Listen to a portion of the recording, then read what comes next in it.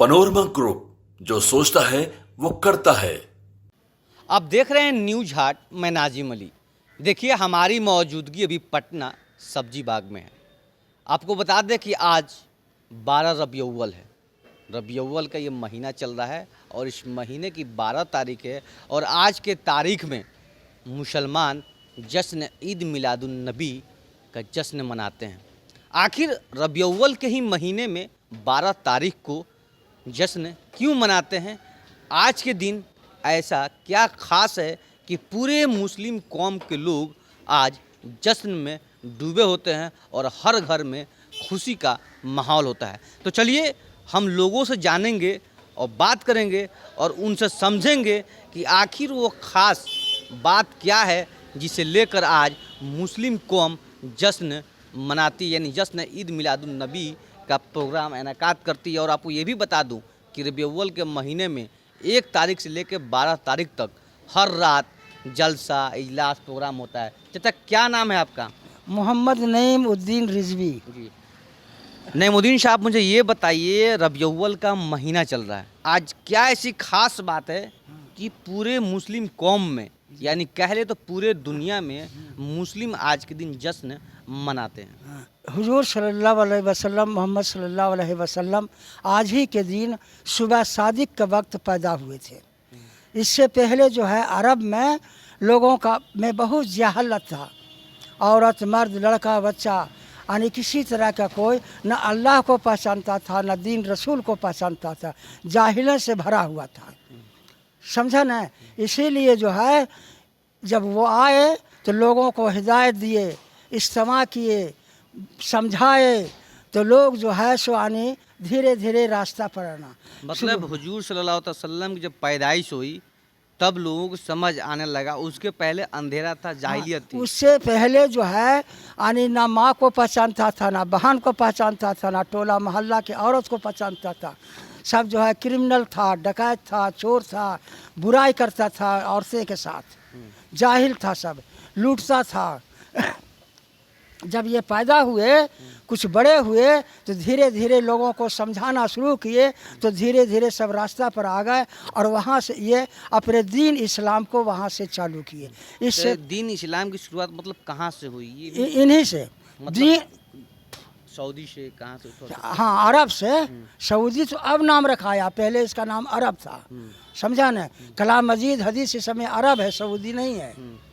तो जब ये पैदा हुए, कुछ बड़े हुए, तो ये जो है सो लोगों को समझाना शुरू किए कि अल्लाह का इबादत करो, अल्लाह एक है, पाक और बेऐब है, समझ रहे हैं? रिजवी साहब, एक चीज़ मैं रोकना चाहूँगा आपको, आप ये भी थोड़ा बताएं कि जब हुजूर की पैदाइश हुई थी उस समय वो जो दाई हुई, काम करने वाले, या काबा का झुकना, ये सब क्या माहौल था? हाँ, जिस वक्त ये पैदा हुए सुबह सादिक का वक्त था, 12 रबी अव्वल, समझ रहे हैं? तो एक नौड़ी उनके यहाँ रहती थी, वो जो है से इनके चचा को आ करके खबर देने के लिए आई।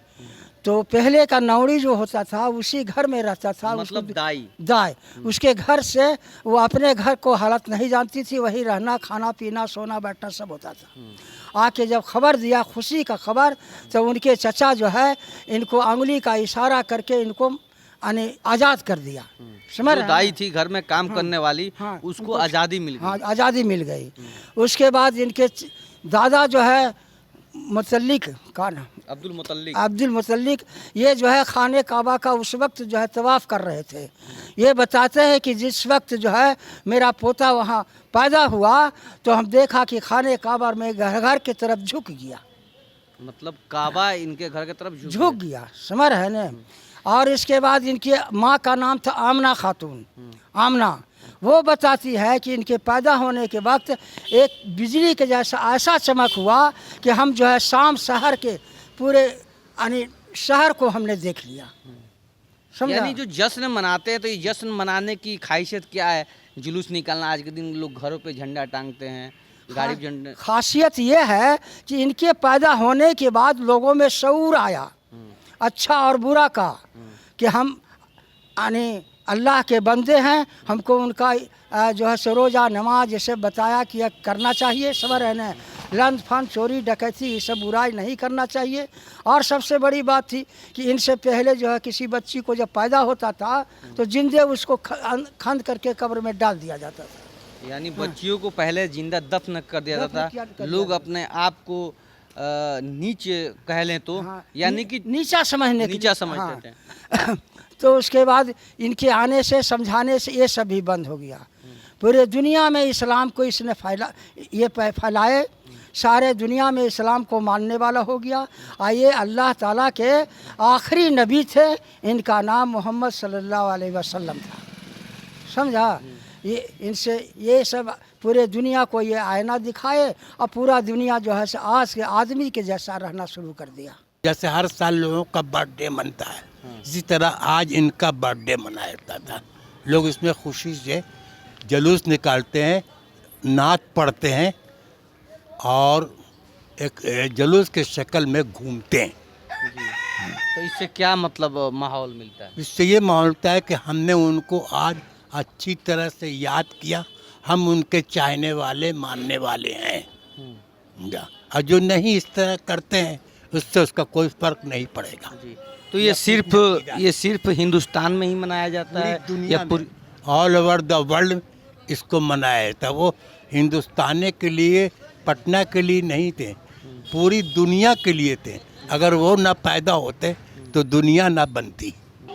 तो सबसे पहले मैं आपको बताना चाहूँगा, इस्लाम मजहब का जिन्होंने मुकम्मल किया था वो थे हज़रत मोहम्मद सल्लल्लाहु अलैहि वसल्लम। उन पे पूरी दीन नाजिल हुआ था, उन्होंने पूरे इस्लाम को मुकम्मल कर दिया था। उसके बाद से उन्हीं की आज पैदाइश का दिन है, जो कि 576 हिजरी में पैदा हुए थे, मक्का में पैदा हुए थे। उन्हीं की पैदाइश का दिन है, तो हम जिसको हम लोग सेलिब्रेट करते हैं, जिसको हम लोग 12 रबीउल शरीफ बोलते हैं। इसमें क्या क्या होता है? यानी 12 रबीउल के दिन खास क्या होता है? उनके द्वारा दिए हुए अहादीस मुबारक, उनका दिए हुए ज्ञान को हम लोग लोगों तक फैलाते हैं और उनका एक जुलूस निकालते हैं जिन पे उनके नाम का नारा लगाया जाता है।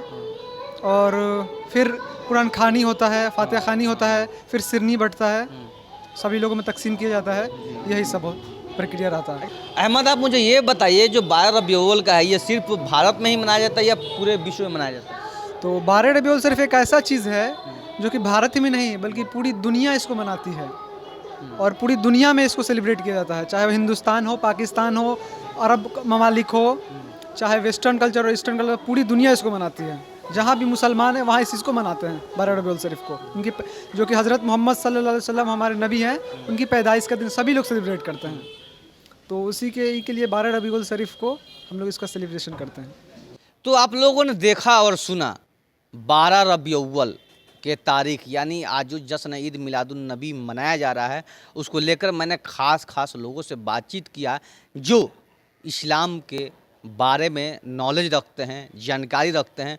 उन लोगों ने क्या कहा आपने सुना।